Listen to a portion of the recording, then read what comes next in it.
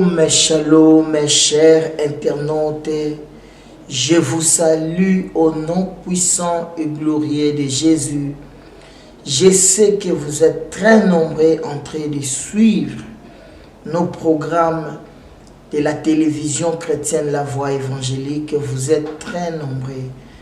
Et j'ai saisi l'occasion de remercier tous ceux qui visitent notre chaîne, tous ceux qui regardent notre chaîne sur YouTube, tous ceux qui commentent et ceux qui partagent. Je vous bénis au nom de Jésus. L'Éternel Dieu nous a accordé cette grâce aujourd'hui de partager avec vous des très très bons moments de la parole, les moments de l'édification, et j'ose croire que nous serons abondamment bénis à travers de ces messages que nous allons partager aujourd'hui. Nous allons prier pour écouter le message. Éternel Dieu des armées, nous te remercions, nous te rendons grâce pour tout ce que tu es pour nous. Merci pour ces messages que nous voulons écouter en ces moments. Il est écrit, mon peuple sera enseigné par moi-même. Laisse que tu nous enseignes et tu édifies nos âmes au nom de Jésus. Amen. Le thème de mon message aujourd'hui, c'est Kibrot Atava, les tombeaux de la convoitise. Bien-aimés, je vais vous parler en un mot sur la convoitise. Mais le sous-thème, c'est les tombeaux de la convoitise. Nous allons découvrir ça dans la Bible. Si vous avez vos Bibles en main, nous allons lire le livre des Nombres chapitre 11. Nombres chapitre 11. Je commence par le verset 4, 5 et 6. Bon, je vais vous dicter les versets, tous les versets que je vais lire, mais suivez-moi très bien. Je commence par le verset 4, Nombre 11, verset 4, 5, 6. Restez toujours dans Nombre 11 parce qu'il y a beaucoup de versets que nous allons étudier ensemble avec vous dans ces messages sur la convoitise. Nombre 11, verset 4. Les ramassis, les gens qui se trouvaient au milieu des enfants d'Israël, fit saisir des convoitises. Et même les enfants d'Israël recommencèrent à pleurer et dire: qui nous donnera de la viande à manger? Nous nous souvenons des poissons que nous mangions en Égypte, qui ne nous coûtaient rien, moins cher, qui ne nous coûtaient rien, des concombres, des melons, des poireaux, des oignons, des oryx. Et maintenant notre âme est desséchée, plus rien, nos yeux ne voient que de la manne. Oh, les enfants d'Israël. Nous allons sauter pour lire les versets 18, 19 et 20. Tu diras, là c'est Dieu qui parle, tu dis à Moïse, tu diras aux enfants d'Israël, sanctifiez-vous pour demain. Sanctifiez-vous pour demain et vous mangerez de la viande. Puisque vous avez pleuré aux yeux de l'Éternel en disant, qui nous fera manger de la viande? Car nous étions bien en Égypte. L'Éternel vous donnera de la viande et vous en mangerez. Verset 19. Vous en mangerez non pas un jour, non pas 2 jours, ni 5 jours, ni 10 jours, ni 20 jours. Verset 20. Mais vous en mangerez 1 mois entier jusqu'à ce qu'elle vous sorte dans les narines et que vous en ayez du dégoût parce que vous avez rejeté l'Éternel qui est au milieu de vous, et parce que vous avez pleuré devant lui en disant: pourquoi donc sommes-nous sortis d'Égypte? Et les derniers versets que nous allons lire, c'est le verset 33 à 34. Je lis au nom de Jésus. Comme la chair était encore entre leurs dents, sans être mâchée, la colère de l'Éternel s'enflamma contre les peuples, et l'Éternel frappa le peuple d'une grande plaie. On donna à ces lieux le nom de Kibroth Hattaava, parce qu'on y enterra le peuple que la convoitise avait saisi. Parole du Seigneur. J'étais en train de dire que le message que je vais partager aujourd'hui avec vous a comme thème la convoitise. Et le sous-thème, les tombeaux de la convoitise. Suivez-moi très bien le message. Le message sera riche en révélation et nous serons abondamment bénis au travers de ce message. Bien-aimés, ici, nous voyons notre texte commencer par les ramassis. Qui sont les ramassis? Les ramassis. La Bible dit les ramassis sont des gens qui se trouvaient au milieu des enfants d'Israël. Et ces gens-là étaient saisis de la convoitise. Et la Bible dit même les enfants d'Israël recommencèrent à pleurer. Et ils dirent, qui nous donnera de la viande à manger? Ces choses se sont déroulées, se sont passées dans le désert. Les enfants d'Israël, je commence mon message. Les enfants d'Israël étaient dans l'esclavagisme dans le désert, dans l'Égypte. Et Dieu a envoyé Moïse. Et vous savez tout ce qui s'était passé avec la résistance des pharaons. Mais comme Dieu s'était décidé que les enfants d'Israël puissent sortir de l'Égypte, ils ont fini par sortir, quitter l'Égypte. Mais en étant encore à l'Égypte, et en tant qu'hommes, ils ont eu des relations. Ils ont tissé des relations avec des gens. Et le jour de leur sortie, leurs amis, les gens qui étaient avec eux en Égypte, les ont suivis. Et ils ont traversé la mer Rouge. Et ils ont traversé la mer Rouge avec quelques Égyptiens qui s'étaient habitués avec eux tout en étant encore en Égypte.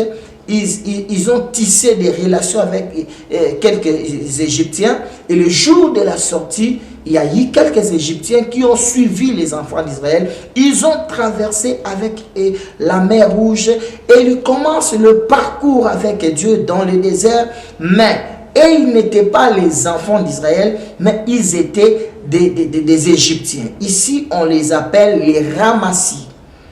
La Bible dit les ramassis, c'est le peuple qui s'est trouvé au milieu des enfants d'Israël. Tout a commencé là.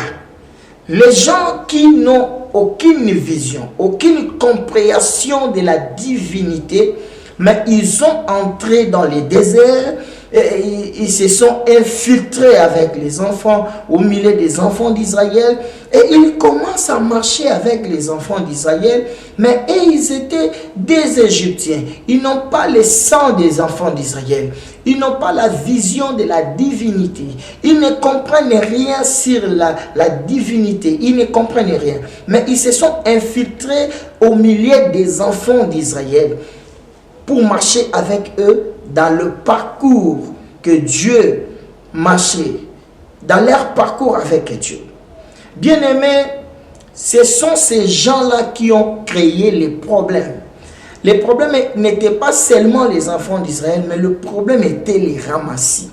Les ramassis ont commencé à influencer les enfants d'Israël. Depuis que vous avez traversé la mer Rouge, vous ne mangez que la manne. Votre Dieu n'est pas capable de vous nourrir comme Pharaon vous nourrissait des poissons, de toutes sortes de la viande. Vous êtes maintenant dans les déserts, dans la voie de Dieu. Mais qu'est-ce qui fait que votre Dieu ne soit pas en mesure de vous nourrir? Il ne vous donne que la manne. C'était l'influence venant des ramassis. Je vais m'arrêter un peu là et aider les enfants de Dieu.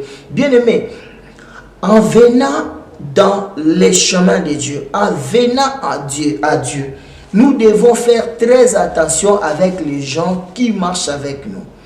Les gens qui n'ont pas compris la vision de Dieu sur notre vie. Les gens qui ne comprennent pas la parole de Dieu sont autour de nous et ils nous influencent.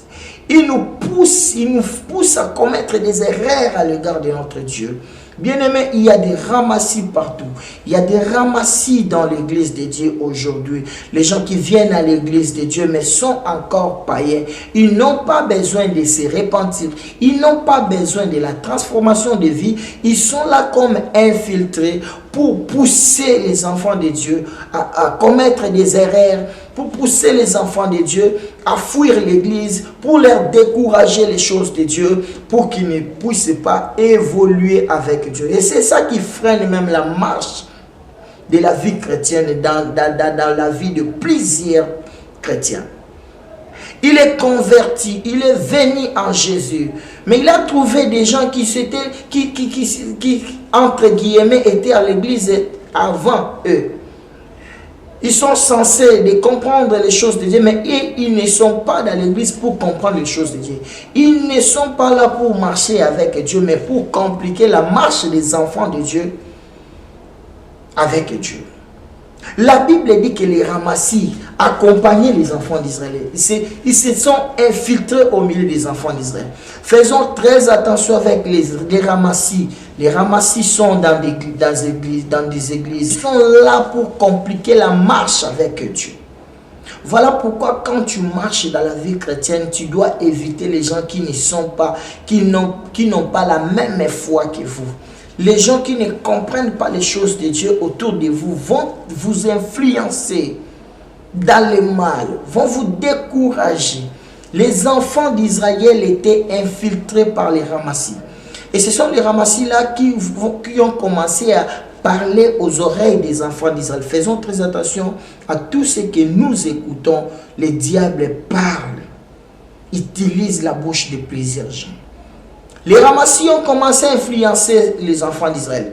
Votre Dieu, lui, il est capable seulement de vous donner la manne. Une nourriture bizarre qui n'a même pas de nom. Et vous mangez chaque jour la manne.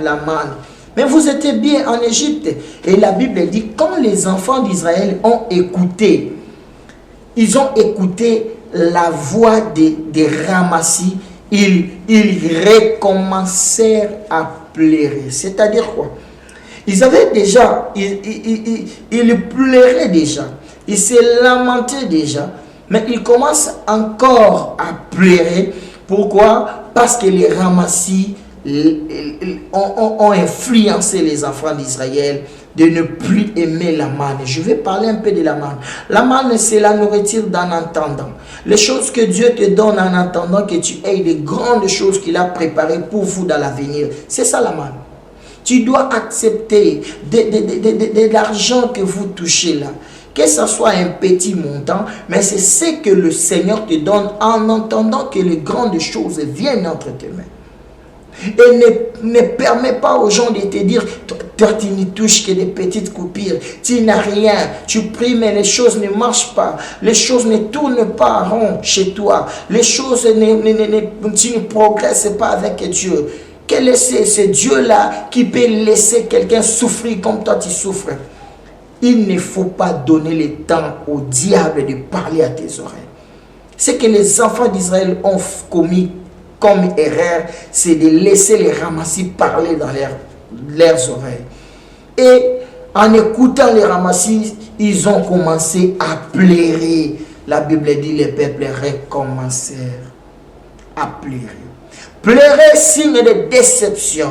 Ils ont commencé à pleurer parce qu'ils voyaient comme si Dieu n'est pas capable de les nourrir avec la nourriture qu'ils mangeaient en Égypte. Ils ont commencé à pleurer. Beaucoup sont dans la vie chrétienne. Dieu leur donne des choses. Dieu leur donne de l'argent, mais ils trouvent que cet argent-là n'est pas suffisant par rapport à l'argent qu'ils gagnaient dans le mal. Ils trouvent que cet argent-là ne suffit pas à leurs besoins, n'est pas suffisant par rapport à ce qu'ils gagnaient dans le mal. Bien aimé, il faut accepter le peu que Dieu te donne dans la vérité, le peu que tu reçois de Dieu, tout en faisant ton parcours avec Dieu calmement. Accepte. Aie l'esprit de te contenter de ce que Dieu te donne. La Bible même nous dit que c'est une source de gain, que la piété avec contentement. Tu pries, c'est bien, mais il faut ajouter le contentement, c'est-à-dire accepter, se contenter de ce que Dieu te donne, sans que tu permettes au diable de parler à tes oreilles. Sinon, tu vas écouter la voix des ramassis et tu vas te décourager dans le chemin de Dieu. Tu vas commencer à pleurer. Il y a des chrétiens qui pleurent aujourd'hui. Une vie chrétienne est remplie de pleurs, de tristesse. Il pleure quoi? Il dit non, depuis que je me suis converti, c'est comme si les choses ne marchent pas bien, je touche seulement des petits coups de croupir, j'ai trop de choses à faire, mais je n'ai pas de moyens. Je vois même les païens en train de réussir. Même quand nous étions païens, on touchait de l'argent dans le chemin du diable, on avait beaucoup d'argent. Oublie le passé avec le diable. Regarde le devant, regarde Dieu qui te conduit vers ton Canaan. Et tu vas réussir avec Dieu. La Bible dit que les ramassis ont poussé les enfants d'Israël à les reins. Et ils commencent à pleurer. Ils commencent à pleurer. En pleurant, qu'est-ce qu'ils se sont dit? Nous allons vérifier dans les Écritures. Bien-aimé, qu'est-ce qui te fait pleurer aujourd'hui? Les soucis, des manquements, des choses que tu manques aujourd'hui. Il y a des gens qui ont de l'argent mais qui iront en enfer. Tu ne dois pas pleurer à cause des besoins que tu as. Tu ne dois pas pleurer à cause de manque d'argent, à cause de manque de quelque chose que vous manquez aujourd'hui et que la chose là, tu as bénéficié quand tu étais encore païen. Laissez le passé passer, regardez devant avec Dieu. La Bible dit le peuple commencèrent à pleurer et ils dirent, qui nous donnera de la viande? C'est ça le sujet de leur pleurs. Même quand quelqu'un pleure, il y a toujours une raison qui lui pousse de pleurer. Et ils pleuraient pourquoi? Ils se sont dit qu'ils en ont marre avec la manne. Bien aimé, comment tu peux refuser les choses que Dieu te donne? Que ça soit peu ou que ça soit beaucoup, c'est ce que Dieu te donne. Très souvent, Dieu nous donne selon la mesure de notre foi. Et petit à petit, il va ajouter. Il va ajouter selon le besoin. Mais marche d'abord avec Dieu. En acceptant le paix que Dieu te donne, tu ne sais pas ce que l'avenir te réserve. Devant eux, il y avait les Canaan. Les Canaan, le pays où coule le lait et le miel. Ils vont oublier la souffrance. Ils vont manger la viande au Canaan. Ils vont manger le lait et le miel au Canaan. Mais dans les déserts, c'était juste une nourriture, en entendant de petites choses que Dieu leur donne pour leur survie provisoirement, en attendant qu'ils arrivent à Canaan, là où Dieu leur a réservé de grandes choses. Bien aimé, en attendant que tu achètes des avions, que tu achètes des véhicules, en attendant que tu roules carrosse, en attendant que tu aies des millions que Dieu t'a réservés, accepte d'abord le paix que Dieu te donne. Ne pleure pas, n'envie pas les païens, ne regarde pas en arrière, n'envie pas le temps passé que tu as passé avec le diable. Ils recommencèrent à pleurer et la Bible dit, ils dirent, qui nous donnera de la viande? Cette phrase cache beaucoup des idées. Cette phrase cache beaucoup de révélations. Qui nous donnera de la viande? Essayons un peu d'analyser.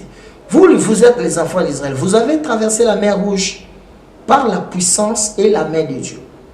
En traversant, vous entrez dans le désert. Dans le désert, c'est la colonne de feu et la nuée de la présence de Dieu qui vous conduisait. Cela veut dire que dans le désert, on est sous la responsabilité de Dieu. Dans le désert, on est sous la responsabilité de Dieu. Voilà pourquoi, quand ils avaient soif, Dieu a dit à Moïse de frapper les rochers et l'eau est sortie. Maintenant, ils sont butés au problème de la famine. Ils ne devraient pas trop pleurer, trop se lamenter parce qu'ils sont sous la conduite de Dieu. Et Dieu qui les a menés dans le désert, il avait tout prévu. Bien-aimé, Dieu qui t'a appelé dans la vie chrétienne, il a tout prévu pour ta survie. Il a tout prévu pour ta réussite. Arrête de pleurer, de te lamenter, de regarder les païens, de dire que pourquoi nous les chrétiens, les choses ne marchent pas. Arrêtez de dire ce genre de choses. Sinon, vous allez jeter la Bible, jeter la parole de Dieu. Sinon, vous allez faire sortir ton Dieu comme il est incapable. Qui nous donnera de la viande? Cette phrase nous montre que Dieu n'est pas capable de leur donner la viande. Parce que si vous êtes dans la responsabilité d'un parent à la maison et vous avez un besoin et vous commencez à pleurer en disant qui me donnera de l'argent, au lieu de demander seulement à ton papa ou à ta maman, et tu commences à pleurer, tu mets la main à la tête et tu pleures, qui m'aidera dans cette maison, qui me donnera de l'argent? Cela veut dire que tu veux faire paraître, tu veux faire voir aux gens que c'est lui qui te prend en charge n'est pas capable de te donner la chose. Cette phrase-là fait sortir qu'ils ont dit, nous donne l'impression que Dieu est limité, il est capable de donner la manne et non d'autres nourritures consistantes. La Bible dit, il plairait, il disait, qui nous donnera de la manne? Je sais que cette phrase a choqué Dieu. Oh, mais comment ces gens sont comment?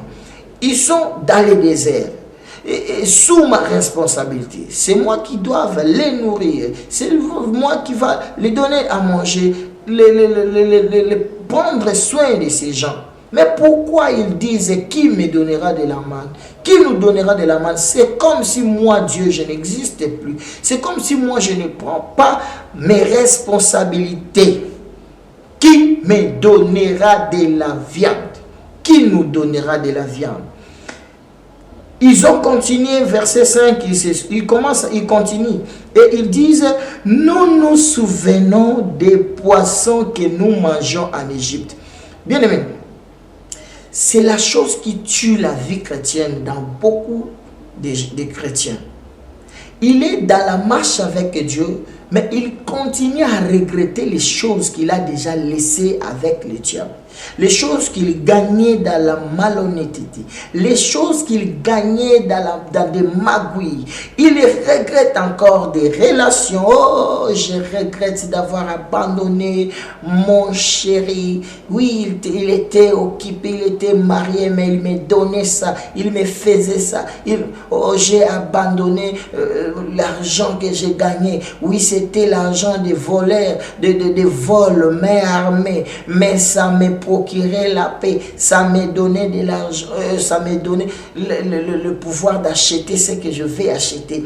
Oh, cet argent-là, malgré on a eu cet argent dans le passé avec des fausses signatures pour faire sortir l'argent dans des banques, mais ça nous donnait de l'argent quand même, malgré la magouille, ça nous nourrissait, ça m'a permis d'acheter des histoires. Bien aimé, arrête de regretter les mauvaises choses que tu as laissées derrière vous. C'était les mauvaises choses. Arrêtez. Tu dois dire non à ces pensées. Sinon, un jour, tu vas retourner en arrière. Jésus a dit, qui met la main à la charrue et regarde en arrière n'est pas digne du royaume de Dieu. Tu es dans la voie de Dieu, ne regarde pas l'argent que tu as perdu. Ne regarde pas l'argent que tu as laissé. L'argent que tu gagnes avec la magouille. L'argent que tu gagnes avec la fausseté. Ne regrette rien du diable. Nous nous souvenons des poissons que nous mangeons et qui ne nous coûtaient rien. Bien-aimé, je vais dire quelque chose de très important. Écoutez-moi très bien. Attention avec les moins chers. Les moins chers coûtent cher. Les moins chers, vous voulez gagner dans la facilité. Vous ne voulez pas fournir des efforts pour gagner l'argent dans la droiture. Toi, tu préfères gagner l'argent dans la magouille, dans la fausseté, dans des fausses signatures. Tu dis que ça ne me coûtait rien. Ça m'a coûté seulement de faire comme ça, signature, et puis l'argent sort. Oui, ça ne te coûtait rien. Mais si tu avais continué dans ces chemins-là, tu allais mourir, tu allais être arrêté, jeté en prison. Bien-aimé, n'aime pas les moins chers. Les moins chers coûtent cher. Il commence à pleurer. Nous nous souvenons des poissons que nous mangeons en Égypte et qui ne nous coûtaient rien. Souvent, il y a des gens qui disent « Oh, quand j'étais païen, j'ai gagné l'argent dans la facilité. » J'ai entendu même une fille dire que quand j'étais païen, si je mets seulement mes colas, mes body, si je mets seulement les trucs là courts, et puis directement je gagne l'argent avec des hommes qui vont m'appeler, ça ne me coûtait rien. Tu ne sais pas ce que tu étais en train de perdre dans la sexualité illicite. Tu ne sais pas ce que tu étais en train de perdre dans la sexualité illicite. Tu couchais avec même les gens des sciences occultes qui te donnaient l'argent dans la facilité, mais tu perdais quelque chose dans le monde spirituel. Ça ne te coûtait rien. Ça te coûtait. Ça coûtait ton énergie spirituelle. Ça te coûtait. Ça te coûtait ton énergie spirituelle. Ça, ce que tu faisais là était en train d'éteindre la lampe de la bénédiction qui est en toi. Et c'était en train, ce que tu faisais là, c'était en train d'éteindre. Ça éteignait la lumière de Dieu en toi. Et ça appelait la domination du ténèbre. C'est ce que tu perdais. Oh, je me souviens quand j'étais païen, j'avais plusieurs hommes autour de moi. Ils me donnaient de l'argent, ça ne me coûtait même pas des efforts. Il y a même des gens qu'on ne couchait même pas avec eux, mais ils me donnaient l'argent. Bien aimé, derrière cet argent, il y a des esprits qui venaient te réclamer. Bien aimé dans le Seigneur. Il dit, oh, nous nous souvenons des poissons de l'Égypte qui ne nous coûtaient rien, des concombres, des melons, des poivrons, des oignons. Ce sont des choses moins chères. Bien aimé, des petites choses qui ne sont même pas comparables à la traversée de la mer Rouge. Il pleure à cause des concombres, bien aimé. C'est quoi ça? Il pleure à cause des oignons. Des choses inutiles qui n'est même pas comparable à la gloire que Dieu leur fait montre dans les déserts, qui n'est même pas comparable à la nuée de la présence de Dieu qui marchait avec Dieu, avec eux, et ils regrettent encore des concombres. Alors que Dieu leur réserve des parcelles dans Canaan. Il réserve pour eux des étendues qu'ils vont prendre ça gratuitement. Ce n'est même pas comparable aux concombres de l'Égypte. Ce que Dieu te réserve, ce que Dieu réserve pour ton avenir ne peut jamais être comparable à ce que le diable t'a donné. Il ne faut jamais regretter le bienfait que tu as fait pour Dieu, le pas que tu fais en marchant avec Dieu. Ne regrette pas ton intégrité. C'est là que Dieu va te bénir. Ils disent, maintenant notre âme est desséchée. Plus rien, nos yeux ne voient que de la manne. Bien aimé, cette phrase révèle comment il minimise la manne. Nos yeux ne voient que la manne. Bien aimé, c'est à cause de ces paroles-là que Dieu s'est mis en colère. La colère de Dieu s'enflamma contre les enfants d'Israël. Et la Bible dit, Dieu a appelé Moïse. Dieu dit à Moïse, Moïse dit, parle aux enfants d'Israël. Demain, sanctifiez-vous. Là, nous sommes dans le verset 18. Tu diras aux enfants d'Israël, sanctifiez-vous pour demain. Vous mangerez de la viande. Dieu se décide de montrer aux enfants d'Israël une autre face. Dit, je vais vous montrer que je suis capable de vous nourrir de la viande. Mais sanctifiez-vous. J'ai remarqué quelque chose. Il dit aux enfants d'Israël, il dira aux enfants d'Israël, sanctifiez-vous pour demain. Maintenant, je me pose la question, que fait la sanctification ici? Les gens entendent manger la viande. La sanctification est venue faire quoi ici? Pour dire que tout ce que Dieu tout ce que nous attendons recevoir de Dieu, nous devons avoir des mains propres pour les recevoir. Ce que Dieu veut, c'est notre sanctification. C'est dans la sanctification que nous allons avoir tout ce que nous voulons. Sanctifie-toi. Dieu va te bénir dans la justice, de la sanctification. Tu attends beaucoup de choses de Dieu. Dieu attend de toi la sanctification. Dieu, tu diras aux enfants d'Israël, je suis dans Nombre 11, 18. Tu diras aux enfants d'Israël, sanctifiez-vous pour demain. Vous mangerez de la viande, puisque vous avez pleuré aux oreilles de l'Éternel, disant, qui nous fera manger de la viande, car nous étions bien en Égypte. Dieu est un Dieu jaloux. Ce langage ici montre que Dieu était très jaloux de ce que les enfants d'Israël ont prononcé comme parole. Qui nous donnera de la viande? Vous en mangerez. Il dit dans le verset 19, vous en mangerez non pas un jour, non pas 10 jours, non pas 5 jours, mais tout un mois. Vous allez manger tout un mois jusqu'à ce qu'elle vous sorte dans la narine et que vous en ayez du dégoût. Dieu s'est fâché. Il va vous nourrir de la viande jusqu'à ce que ça sorte de la bouche, des narines et que vous en ayez le dégoût. C'est-à-dire que Dieu veut les donner à l'excès pour leur prouver qu'il est capable de donner et qu'il donnait la manne parce qu'il savait ce qu'il a réservé pour eux dans l'avenir. La manne n'était qu'une nourriture dans un temps. Mais Dieu est capable de les donner tout ce qu'ils ont comme besoin. Ils ont défié Dieu. Ils ont cru que Dieu est incapable de les nourrir. Dieu a dit à Moïse, ils vont manger. Ils vont manger, non pas un jour, non pas 2 jours. Ils vont manger tout un mois jusqu'à ce que ça sorte dans leur narine. Et c'est ce que Dieu a fait. Dieu a soufflé le vent dans la mer. La Bible dit que la mer, il y a des cailles qui se sont répandues. Bien-aimés, les enfants d'Israël ont commencé à ramasser des poissons dans le désert. Ils ont commencé à préparer et à manger. La Bible dit le verset 33, la chair était encore dans l'air dents sans être mâchée.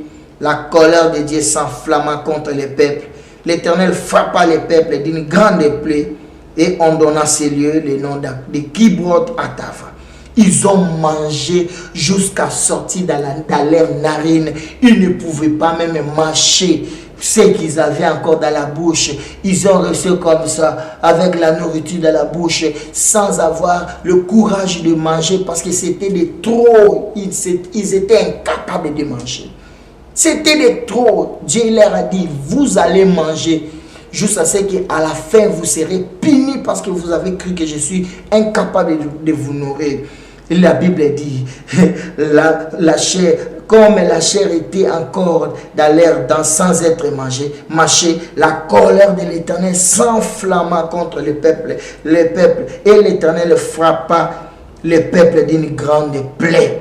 Et on donna à ces lieux le nom de Kibroth Hattaava, parce qu'on y enterra les peuples qui étaient saisis par la convoitise. Ils ne pouvaient plus manger parce que les poissons étaient tellement beaucoup. Et Dieu a commencé à les frapper et beaucoup sont morts dans le désert. Et on commence à enterrer ces gens-là et on a donné ces lieux le nom de Kibroth Hattaava. C'est là qu'on enterra les gens qui étaient saisis par la convoitise. Ta convoitise va te tuer. Ta convoitise t'a poussé à croire que Dieu n'est pas capable de te bénir. Parce que tu regardes toujours la richesse des païens. Tu regardes toujours la richesse des voleurs. Tu regardes toujours la richesse des gens qui ne connaissent pas Dieu. Tu regardes toujours la richesse des gens des sciences occultes. Tu ne veux pas croire que Dieu est capable. Et un jour, tu vas mourir par la convoitise. La convoitise a tué ces gens dans le désert et on donna ces lieux le nom de Kibroth Hattaava. C'est là qu'on enterra les gens qui étaient saisis par la convoitise. La convoitise va nous tuer. Contente-toi de ce que Dieu te donne. Que ce soit peu, que ce soit beaucoup, tu dois apprendre à t'adapter. L'apôtre Paul dit, je sais comment vivre dans la richesse. Je sais aussi comment vivre dans la disette. Tu dois maîtriser ces choses-là. Tu es dans la richesse, tu dois savoir comment vivre dans la richesse. Tu es dans le manque, tu dois te maîtriser, accepter le temps que tu traverses avec Dieu, sans injurier Dieu, sans croire que Dieu est capable, sans croire que les païens sont mieux que les chrétiens. Tu dois changer le langage. Les païens ne vivent pas mieux que les enfants de Dieu. Dieu a réservé beaucoup de choses pour les enfants de Dieu. Même ici sur la terre, on ne reçoit pas tout. Mais nous avons l'avantage de gagner aussi le ciel.